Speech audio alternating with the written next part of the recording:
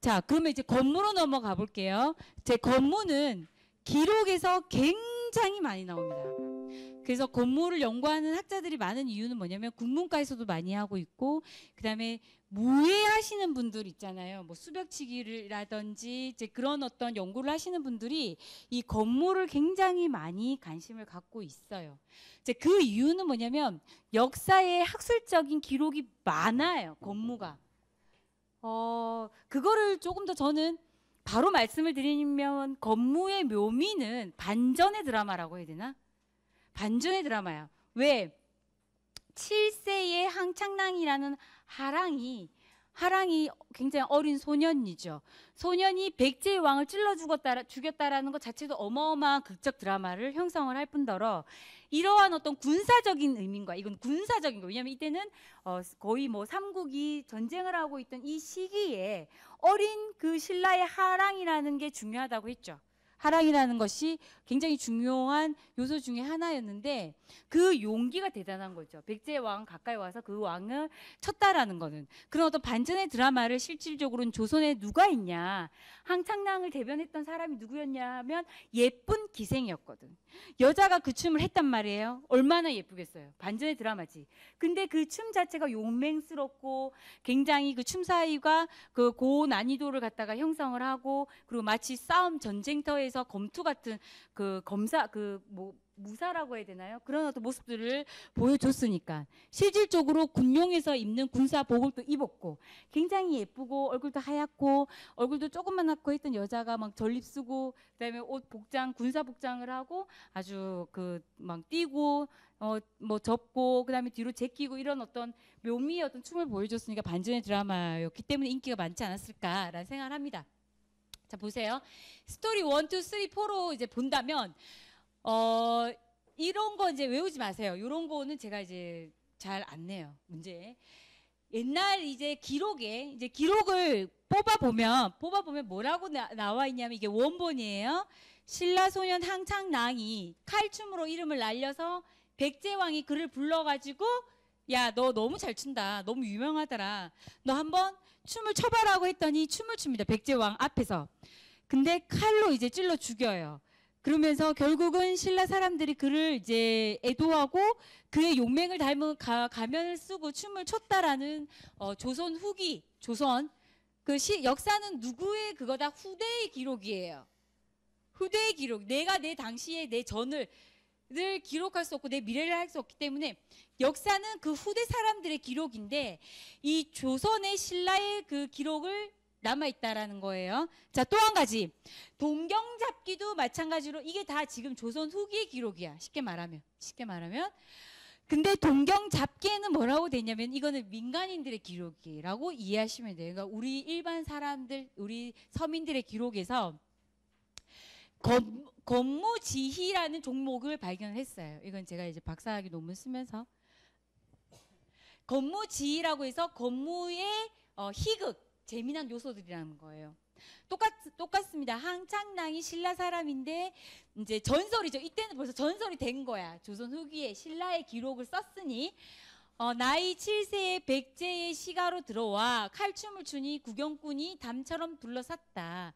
백제의 왕이 그의 소문을 듣고 조금 내용이 달라요. 당에 올라 칼춤을 추라고 명했다라는 거예요. 그랬더니 얘가 이제 근데 큰 줄기는 비슷하다고. 항창낭이 칼춤을 잘했고 춤을 추다가 백제왕을 찔렀다. 백제 사람이 그를 죽였고 신라왕이 얘를 추모했다. 근데 이게 중요해. 실제로 이거는 내가 쓴 게 아니라 무엇이다. 기록에서 뭐라고 했냐면 신라에서 내려왔던 이 건무가 거의 전설적인데 이것이 조선 후기까지 그 칼춤이 전해져 내려왔다라고 조선 후기의 기록이 남겨져 있어요.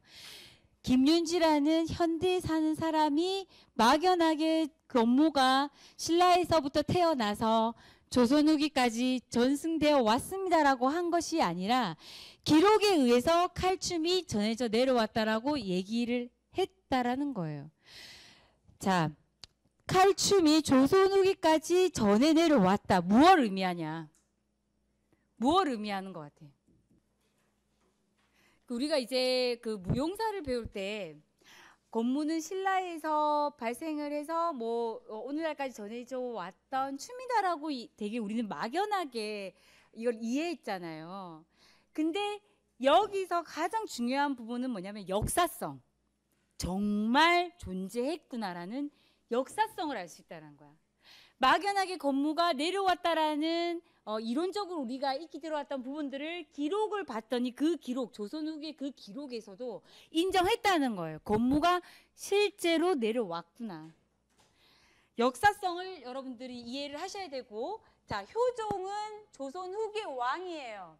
이러한 일화를 보고 신하가 말합니다. 뭐라고? 조심하셔야 돼요. 무엇을 해야 되냐면, 자, 후원이라는 거는 궁 안에 있는 동상 같은 이제 그 가든이라고 생각을 하시면 돼요. 가든. 무해제주를 실험을 할 때, 그러니까 막 그 왕이 있잖아요. 그 무가가 있죠. 무술하는 사람들 시험을 본단 말이야.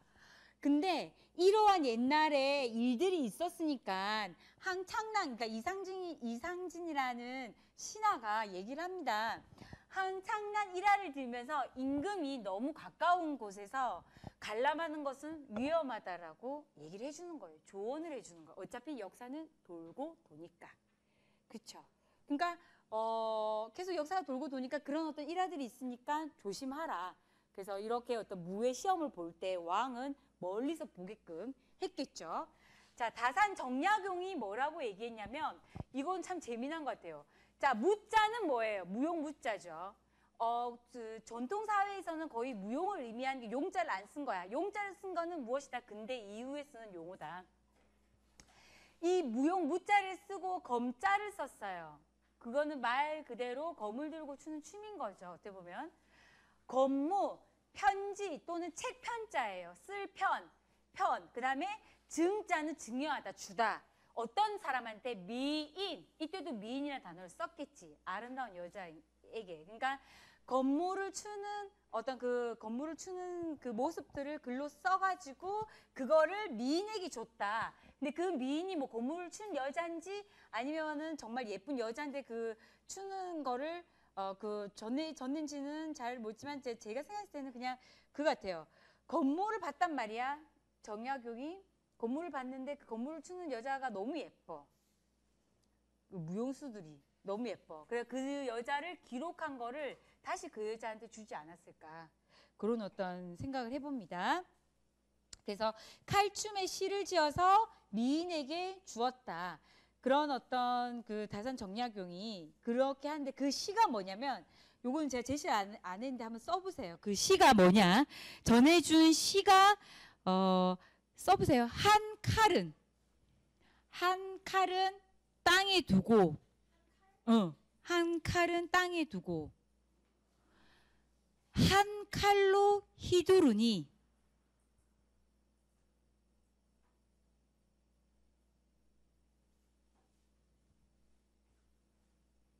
푸른 뱀이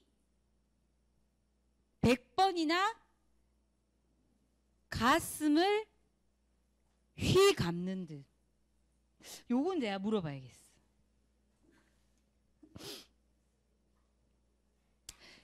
우리는 머리로 상상을 해야 돼. 계속. 그렇지? 상상하는 직업을 가졌으니까.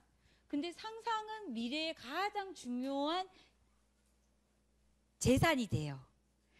아무리 공부를 많이 하고 잘하고 계속 공부를 많이 한다고 해서 그게 의미가 있을까? 그런 학생들, 그런 자식을 키우는 것보다 저는 그런 거를 많이 경험은 해주되 결국은 상상을 많이 하는 사람이 중요해요. 앞으로는. 자, 상상해 보세요. 자, 우리 눈을 감고 상상을 해봐. 한 칼은 무엇이다? 신라의 이 건무에 대한 원 텍스트, 그러니까 줄거리가 뭐야? 가장 핵심적인 줄거리는 어린애가 거의 뭐 그 무사였죠. 무사로 해가지고 자기가 정말 넘볼 수 없는 백제의 왕을 찔러 죽였다라는 어떤 반전. 그리고 근데 그거를 조선에 왔을 때는 아름다운 여자가 추었다라고 했을 때는 반전의 드라마가 있었을 거라는 거지. 휙휙 앉았다 섰다. 그리고 돌았다가 싹 사라졌는데 막 뒤에 나타나고. 근데 무엇을? 칼을 2개를 들고 휙휙 거렸다라는 거예요. 그렇죠? 전투죠, 전투. 거의 전투적인 건데 그 춤추는 여자가 너무나 예뻤다라는 거예요. 이러한 여성들이 춤을 군사적인 춤을 추니까 거기서 오는 반전, 마음이 싸늘했다. 이게 통일 신라의 가장 중요한 공무 중에 하나. 자, 또 한 가지는 사선무. 사자는 뭐예요? 호. 1, 2, 3, 4. 근데 선자는 뭐야? 우리가 그 선녀라고 했을 때 선산, 선자 다 이거 쓰는 거예요. 선녀. 뭐 예를 들면은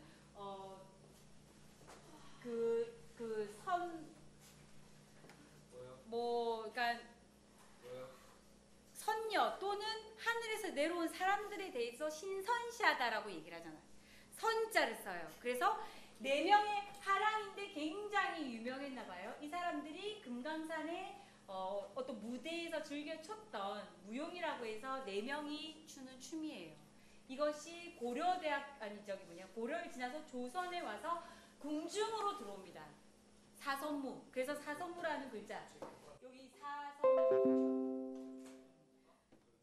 신라의 하랑이 그만큼 중요했다라는 거고, 여기서도 또 발견되는 거는 뭐냐면 시점은 신라 때부터 시작을 했지만 결국은 조선까지 이 춤이 궁중에 영입되어서 발전했다.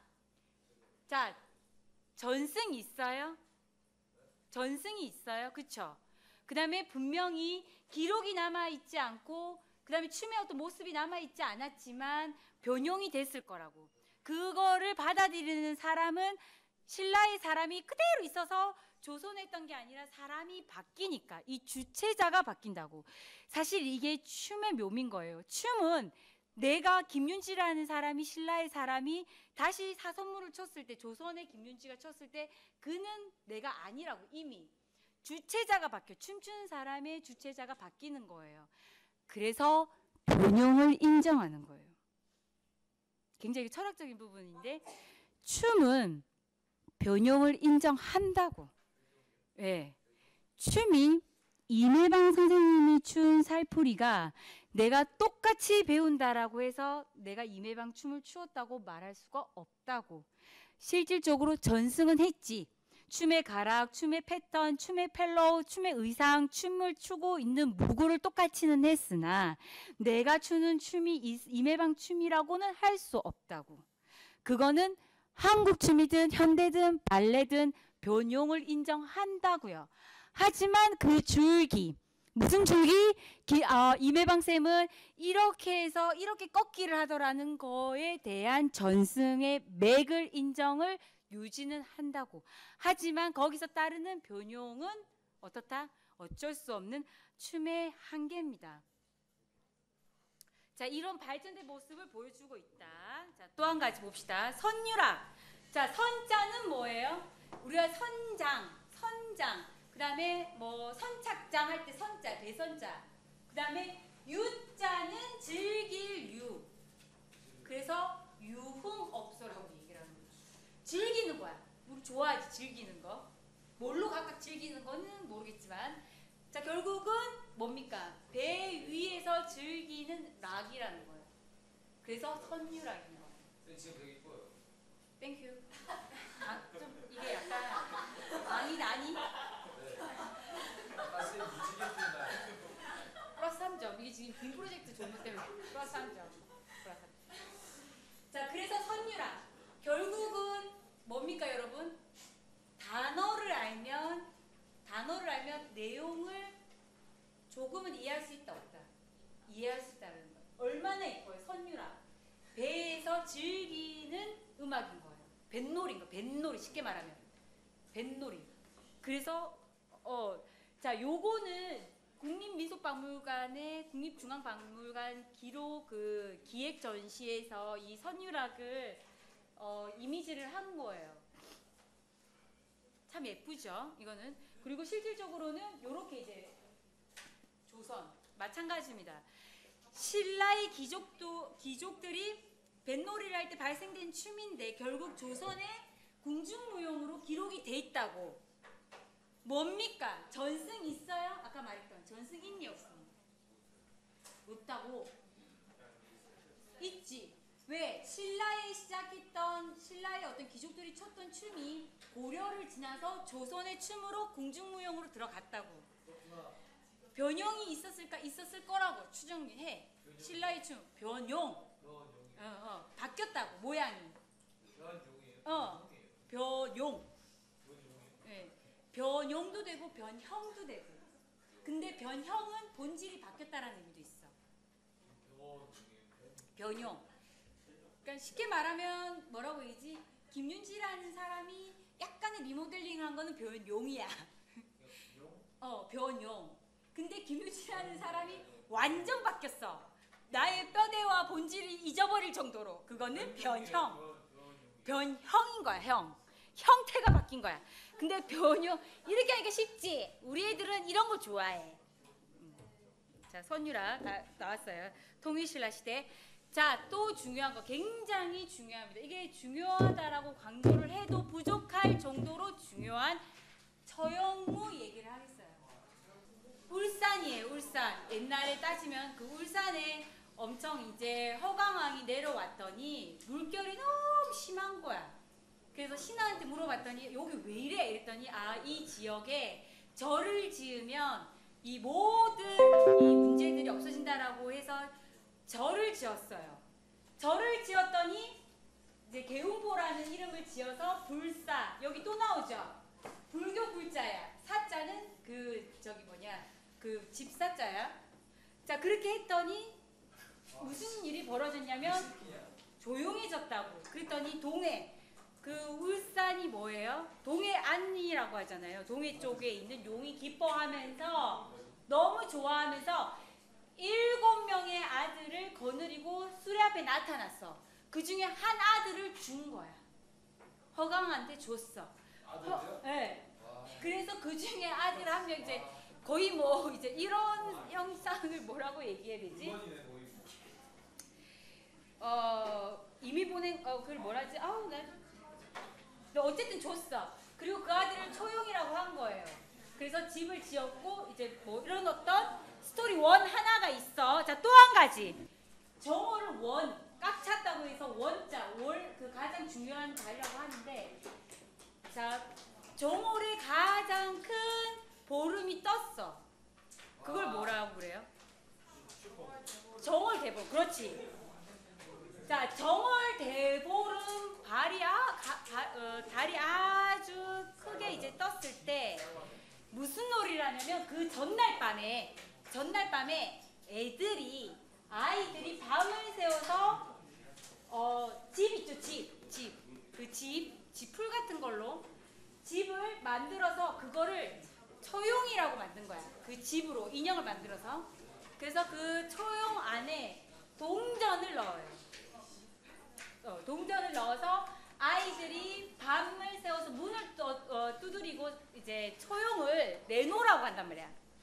무슨 말이냐면 할로윈데이랑 비슷하게 우리나라도 그런 노래가 있었다고. 애들이 실질적으로 문을 두드려서 무엇을 받았냐면은 초용을 받았는데 그게 뭐야? 동전, 그 집안에 동전이 있었다고. 그 문을 열 때마다 그걸 다 줬어요. 근데 왜 이걸 줬냐면 그 초용이라는 것 자체가 안 좋은 기운이라고 봤다는 거야. 그래서 이 애군을 돈을 주면서 그냥 던져버리는 거죠. 그리고 애들은 그거를 갖고 이제 돈을 받는 거죠. 이러한 어떤 초용의 직성이 있다고 해서 이런 초용무에 대한 스토리 원이 하나 더 있다라는 거. 이거는 이제 집에 가서 천천히 읽어보고. 자, 또 한 가지. 이제 상원에도 이런 어떤 스토리 3가 있어요. 자, 기록으로 본 초용무에 이게 있어. 자, 무예무 마지막 6개. 조금만 참아 얘들아. 자, 삼국 통일 때 가장 중요시해야 되는 키워드가 뭐라고? 그렇죠. 오케이. 불교의 원효 대사는 가장 유명한 사실은 중이에요. 스님. 이제 이 스님이 당나라 문화를 굉장히 수용했죠. 이 통일 신라가 어디로 갔냐면 배를 타고 당나라를 가려고 그랬어. 자기 아는 은사랑 같이. 근데 잠을 잤더니 아까 성재가 말했던 것처럼 밤에 나가서 물을 먹었어요. 물을 먹었더니 물맛이 너무 좋아. 그리고 또 자. 근데 그 다음날 딱 봤더니 해골물인 거야. 아이, 공부할 필요 없다는 거야. 다른 나라 것, 남의 것 중요한 게 아니야. 가장 중요한 건 무엇이다? 내 마음이라고. 내 마음이 깨우쳐야 된다라는 거예요. 내가 좋은 강의를 해주고 내가 좋은 모습으로 여러분을 만나서 좋은 말을 해도 다 필요 없어. 그거는 내 마음이 어떻게 받아들이냐의 문제야. 이런 처형무와 권무와 이 중요한 얘기들을 내 스스로가 소화를 시키고 내게 되면은 그게 내 참 알미고, 이런 얘기들이 그냥 그 아주 많은 기록들 중에 하나의 소리라면 의미가 없는 거예요. 자, 중요한 건 뭐냐면 내 마음이다. 저는 이게 여러분들이 가장 중요한 포인트인 것 같아요. 모든 거는 중심은 내 마음이어야 돼요. 그래서 필요 없다. 자, 그러면서 춤도 만들고 막 이것저것을 하는데, 실제로 무예무는 뭐냐면 이제 그 민가 사람들이 살 때 그 호롱박 같은 게 있어요. 박에 그걸 들고 막 춤추고 떠들고 노는 그거를 착안을 해서 민중의 삶에서 착안을 해서 만든 거예요. 자, 너무 좋죠. 무애무, 애자는 뭐야? 사람이 애를 쓰는 건 뭐냐면 애간장을 녹이는 거예요. 근심, 걱정, 여러 가지 번뇌들. 그게 사실은 이 애자를 쓴다고. 야, 너 나를 애간장 녹이네? 이런 부분들을 쓰는 단어예요. 똑같이 그런 모든 상태가 없는 상태. 무자는 뭐야? 없을무지. 여러분들 좋아하는 없을무예요. 내 마음에 무엇이 없다? 근심과 걱정과 여러 가지 번뇌가 없는 상태의 자유로운 춤인 거예요. 이거는 뭐냐면 불교의 문화를 서민에게 전파하기 위한 대중화의 춤인 거예요. 굉장히 중요한 부분. 자, 정리할게요. 자, 보세요. 자, 메모 잘 하시고요. 통일신라에 제가 어떻게 보면은 저의 목소리입니다. 통일신라를 배울 때 총체적인 예술의 어떤 양상들이 총체적인, 그러니까 종합적인, 뭉뚱그려 내가 이런 거죠. 여기는 뭉뚱그려 한양대학교의 전체 1학년이라고 했던 이 모든 것들을 사실은 이름을 붙이면서 의미화를 한다고. 현대 발레 한국 또는 종원 솔비 솔지 지은 준혁 민혁이라는 이름으로 나눈다고. 그거는 뭐냐면 이 총체적인 어떤 양상들의 구체화하고 이름을 지었다고. 명명 이름을 짓는다. 또 한 가지 전문화했다라는 거예요. 이게 통일신라의 가장 핵심적인 부분입니다. 그러면서 한국 무용사에 저는 이거를 어떻게 이해하냐면 발전의 양상으로 이해를 한다고. 앞으로도 예술은 이렇게 발전해야 된다고. 자, 또 한 가지 통일신라는 후신라라는 명칭으로 갖고 있다라는 거예요. 결국은 고구려와 백제를 갖다 통일을 했기 때문에 자기 나라가 무엇? 민족. 자기 나라만이, 자기 이 국가만이 갖고 있을 수 있는 민족 예술의 자식이 있다라는 거예요. 자, 이그젠플 무엇이다? 향악 자병이라는 최치원의 그 시를 보면 알 수 있다라는 거예요. 향악, 고향, 향자.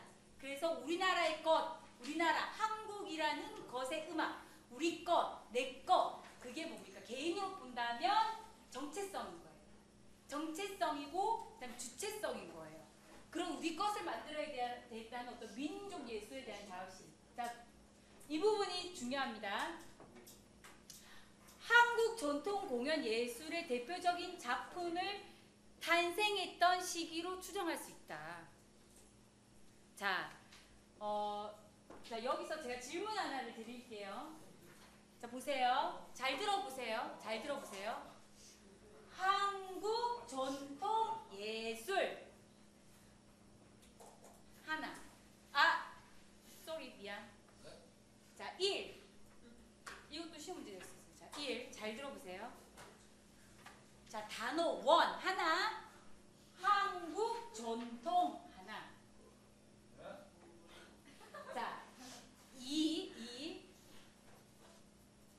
한국 전통 예술. 네, 2번이요. 2번. 자, 그 다음에 3번.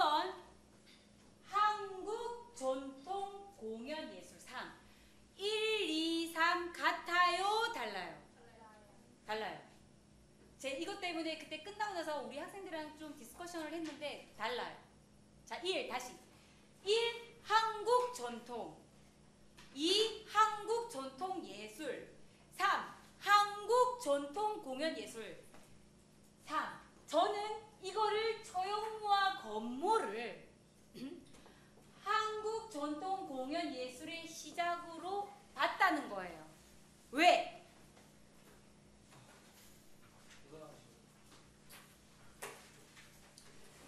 자, 처용무와 건무는 오늘날까지 전해 내려온 우리 것의 전통이다. 맞아요? 맞죠? 근데 이것이 예술로 무대화 됐어요? 안 됐어요? 됐다라는 거야. 그래서 처용무와 건무. 그래서 근데 목소리 다 들린다. 조금만 참아. 자, 통일신라 시대로부터 유래가 됐어요. 그렇죠. 통일신라 시대부터 유래가 됐죠. 그 기록이 통일신라 때부터 나왔으니까 처용무, 건무지 계속 나오죠. 통일신라부터 유래가 됐다. 그리고 처용무와 건무는 오늘날 우리의 한국 전통 공연 예술이라고 우리가 말을 하고 있잖아요.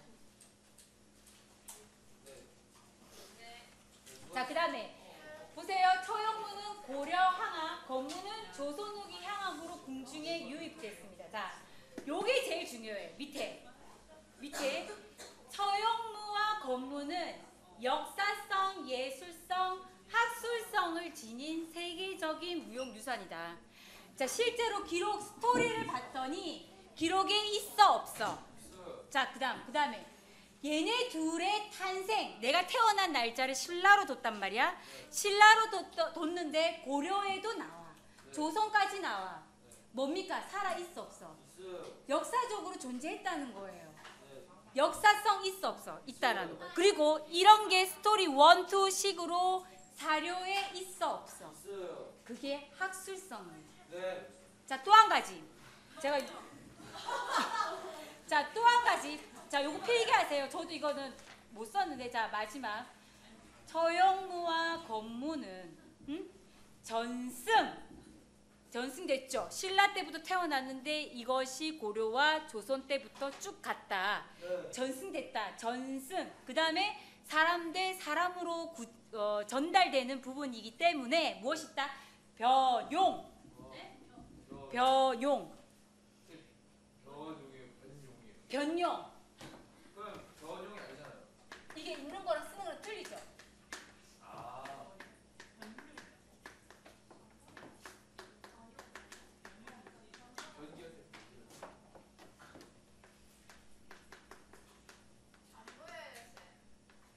자, 이거 다음에 흰색이나 노란 색깔 준비하시고. 전승됐다. 오케이. 그쵸?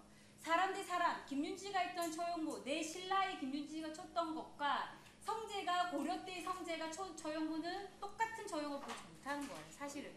자, 그 다음에 민혁이가 추는 신라 때 춤. 그 다음에 소울지가 추는 현대의 처용무는 결국은 무엇을 조금이라도 인정하느냐? 변형됐다라는 거예요.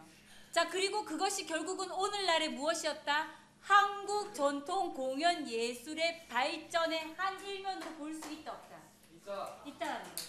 자, 결국은 전승과 변형과 발전의 역사를 지니고 있다는 거죠. 그래서 탈춤, 처용무, 건무는 무엇이 될 수 있다? 세계적인 무형유산으로 갈 수 있다. 왜냐? 그것이 가장 중요한 등재의 조건입니다. 예술성, 학술성, 역사성이. 질문은 개인적으로. 끝. 수고하셨습니다.